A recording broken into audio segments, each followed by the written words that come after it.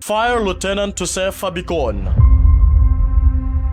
Fireman Domingo Viray, Fireman Fructuoso Planas, mga bomberong nagbuwis ng buhay. Noong December 14, 1973, tinagurian ang The Great Rockwell Fire nang mangyari ang fire incident sa siyudad ng Makati matapos ang malaking pagsabog ng Meralco Power Plant. Ito'y nagbigay daan upang taunang ipagdiwang ang kabayanihan ng mga bomberong nag-alay ng kanilang buhay para sa kaligtasan ng taong bayan. Dahil sa malagim na pangyayari, kakulangan sa mga kagamitan kontra sunog at iba pang makakatulong sa pagpuksa sa nangyaring insidente, naging daan ito upang maisakatuparan ang hangarin ng Bureau of Fire Protection na palakasin ang kakayahan sa paglaban sa mapaminsalang sunog, palawakin ang mga kaalaman sa pamamagitan ng modernong teknolohiya at palaganapin ang mga impormasyon kontra sunog.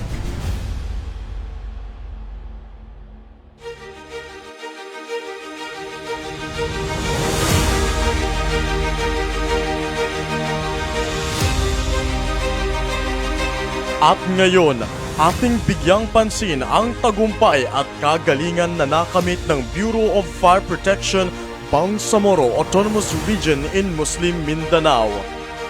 Mula sa fire truck na pangunahing kagamitan sa pagresponde ay umabot sa 14 ang naipamahagi ngayong taon. 8 dito ay BFP-owned at 6 naman ay donasyon mula sa bansang China para sa syudad ng Marawi. Ngayong taon ay mabilis din ang pagpapatayo ng mga typical fire station. 2 ang na-turn over na mula sa munisipalidad ng Barira at Upi. 4 naman ang kasalukuyan ngayong ipinapatayo sa munisipalidad ng Malabang, Datu Hofer, Datu Saudi at Uwao. Simbolo ng mabilis na pag-unlad at maisakatuparan ang layunin ng ahensya para sa modernong serbisyo. Ang BFP BARM ay salamin ng mabilis na lumalagong serbisyo dahil na rin sa abilidad at galing ng mga personnel nito. Binigyang parangal ang mga personnel na nag-uwi ng medalyang ginto sa 3rd Mindanao Olympics Competition na ginanap sa Caraga Region.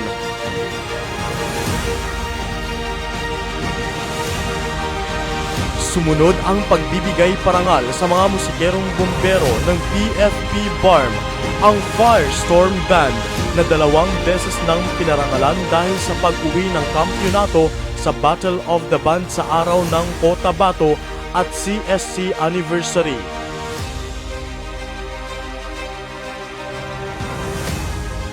Ang BFP BARM Women's Volleyball Team ay pinarangalan din dahil sa husay at pag-uwi sa kampyonato matapos ang Bangsamoro Women's Commission palaro.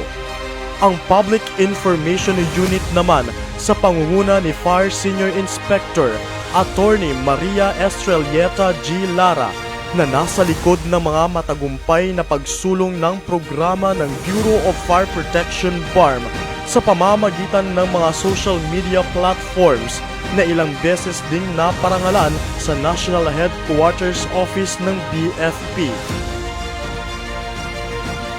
Patuloy ang paghasa ng makabuluhan at napapanahong kaalaman patungkol sa fire safety dahil na rin sa inisyatibo ng Fire Safety Enforcement Division Chief ng BFP BARM na si Fire Senior Inspector Attorney Omar Nasif D. Bakong CPA Alhaj, na personal na inimbita ang National Chief for Fire Safety na si Engineer Ariel T. Miranda. Hindi matatawaran ang pagbibigay parangal sa kabayanihan ng mga bomberong buwis buhay sa pagresponde sa iba't ibang insidente at sakuna, mula sa nangyaring insidente ng MV Lady Mary Joy sa probinsya ng Basilan. Acting Regional Director, Fire Senior Superintendent Kadil T. Akalul DSC ay personal na tumulong sa pagresponde ng mga biktima ng insidente. Ang taong ito ay lalong naging makabuluhan sa BFP BARM dahil na rin sa napakaganda at bagong regional office nito na matatagpuan sa Parang Maguindanao, bagong tahanan ng mga personnel ng BFP BARM para sa mas makabago at epektibong serbisyo sa taong bayan. Sa layo ng narating ng Bureau of Fire Protection BARM ay patuloy pa rin ito sa pagbibigay ng serbisyong naaayon sa sinumpaang tungkulin, serbisyong para sa bayan at para sa lahat.